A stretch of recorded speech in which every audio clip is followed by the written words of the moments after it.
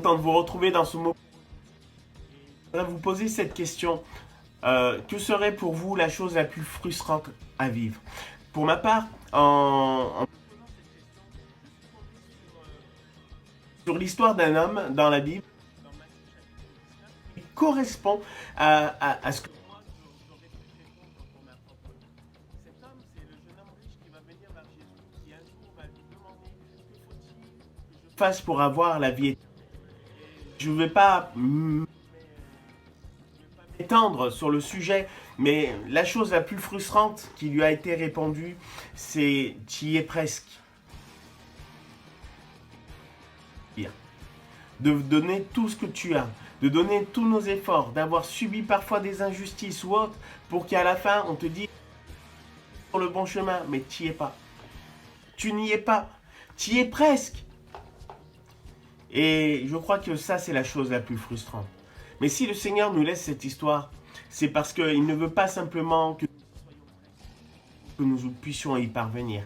Et de nombreux témoignages nous sont donnés dans la Bible pour relater le fait que beaucoup de personnes y seront presque.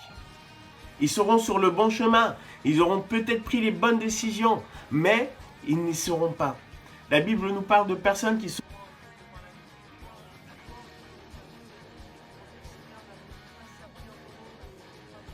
n'avons pas fait toutes ces choses. Et le Seigneur va dire, mais je ne vous ai pas connu. Et je crois vraiment, le Seigneur nous donne la clé.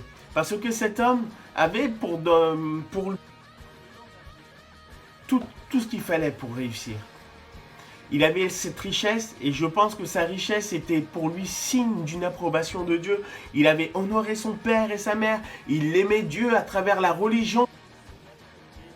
Venant vers Jésus, d'ailleurs, je pense que c'est quelque chose qui n'est pas...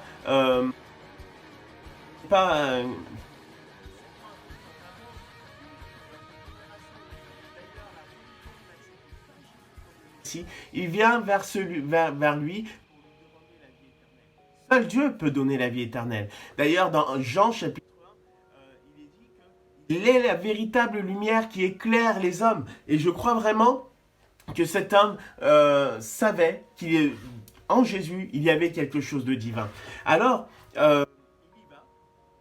Jésus va lui dire, écoute, tu y es presque. Tu y es presque. Mais c'est pas ton argent qui peut te faire entrer dans l'éternité. C'est pas ton bon comportement, ton bon langage. C'est pas le fait d'avoir suivi ta religion fidèlement.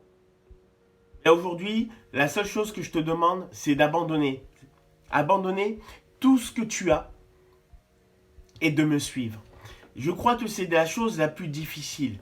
J'ai dû faire ce choix un jour. Pour moi, ma fierté était d'acheter une maison pour fonder ma vie et donner quelque chose de stable à ma famille et à mes enfants. Et un jour, j'ai eu ma maison. Waouh, la fierté. J'étais heureux. Et un jour, le Seigneur m'a appelé aussi. Il m'a appelé à le suivre. Et vous savez, j'ai dû faire une des choses les plus difficiles. J'ai dû vendre ma maison, vendre ma fierté, vendre la seule sécurité que je pouvais offrir aux miens et pour suivre Jésus. Et le Seigneur a demandé la même chose. Non pas qu'il dit tu n'as pas le droit de vivre dans la richesse, mais il dit en fait ton cœur est attaché à toutes ces choses et je voudrais que tu te détaches de cela pour me suivre moi. Parce que là où je vais, les richesses ne me suivront pas. Là où je vais, toutes ces choses, le bon comportement ne me suivront pas.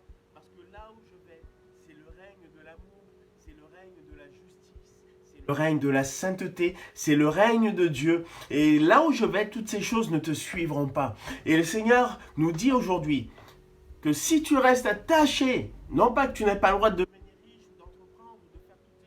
si tu restes attaché à des principes humains, mais que tu ne marches pas avec l'amour de Dieu, tu y seras presque, mais tu n'y seras pas. Et Jésus, il est dit de Jésus que Dieu va prouver son amour, alors que lorsque nous étions encore des pécheurs, Christ est mort pour nous. Et Christ est mort pour toi et moi. Cet homme était un pécheur autant que nous, puisque tous ont péché, et tous ont le même salaire, ils sont